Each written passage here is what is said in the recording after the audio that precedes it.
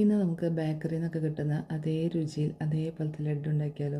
അപ്പോൾ അതിനായിട്ട് ഒരു പാത്രത്തിലേക്ക് 1 കപ്പ് കടലപ്പൊടിയും 1/4 ടീസ്പൂൺ ഉപ്പും 1/4 ടീസ്പൂൺ ബേക്കിംഗ് സോഡയും 1/4 ടീസ്പൂൺ മഞ്ഞൾപ്പൊടിയും പിന്നെ ആവശ്യത്തിന് വെള്ളം ഒഴിച്ച് നല്ലപോലെ ഇതൊന്ന് മിക്സാക്കി എടുക്കുക. ഇതിൽ കട്ടകളോ തരികളോ ഒന്നും ഇല്ലാതെ തന്നെ നന്നായിട്ടൊന്ന് മിക്സാക്കി എടുക്കണം. ഏകദേശം അതുപോലെ ഒന്ന് ലൂസാക്കി എടുക്കുക കേട്ടോ. ഈ ഒരു പാൻ വെച്ച് ചൂടായി കഴിയുമ്പോൾ അതിലേക്ക് കുറച്ച് വെളിച്ചെണ്ണ ഒഴിച്ച് കൊടുക്കുക. വെളിച്ചെണ്ണ ചൂടായി വരുന്ന സമയത്ത് ഈ മാവ് ഇതുപോലെ ഒഴിച്ചു കൊടുക്കുക. അത് തിരിച്ചും മറിച്ചിട്ട് ഇതൊന്ന് വേവിച്ചെടുക്കുക. അപ്പോൾ എല്ലാം ഇതുപോലെ തന്നെ ആക്കിയെടുക്കുക. അതിന് ശേഷം ഇത് നമുക്കൊന്ന് ഒരു മിക്സർ ജാറിലേക്ക് ഇട്ടൊന്ന് ക്രഷ് ചെയ്തെടുക്കണം. ഇനി ഒരു പാൻ വെച്ച് അതിലേക്ക് 1 കപ്പ് പഞ്ചസാരയും കുറച്ച് വെള്ളം ഒഴിച്ച് ഇതൊന്ന് മെൽറ്റാക്കി എടുക്കണം. ജസ്റ്റ് ഒന്ന് മെൽറ്റായി കിട്ടിയാൽ മാത്രം മതി. ഇനി ഇതിലേക്ക് ഒരു 1/2 ടീസ്പൂൺ ഏലക്കാപ്പൊടിയും 1/2 ടീസ്പൂൺ റോസ് വാട്ടറും ഒഴിച്ച് കൊടുക്കുന്നുണ്ട്.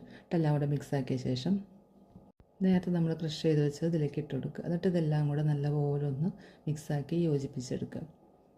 ഇനി ഇതിലേക്ക് നമുക്ക് ഒരു പാൻ വെച്ച് അതിലേക്ക് ഒരു 1/4 ടീസ്പൂൺ നെയ്യ് ഒഴിച്ച് കൊടുക്കുക.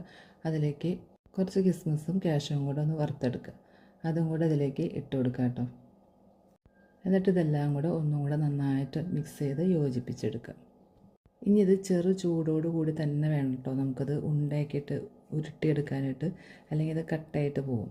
അപ്പോൾ ഇതുപോലെ ചെറു ചൂടോടുകൂടി തന്നെ ഉരുട്ടിയെടുക്കുക. ഇതിൽ നമ്മൾ കളറോ മറ്റു കാര്യങ്ങളോ ഒന്നും ചേർത്തിട്ടില്ല. എന്നാലും നല്ല പെർഫെക്റ്റായിട്ട് തന്നെ കിട്ടിയിട്ടുണ്ട് കേട്ടോ.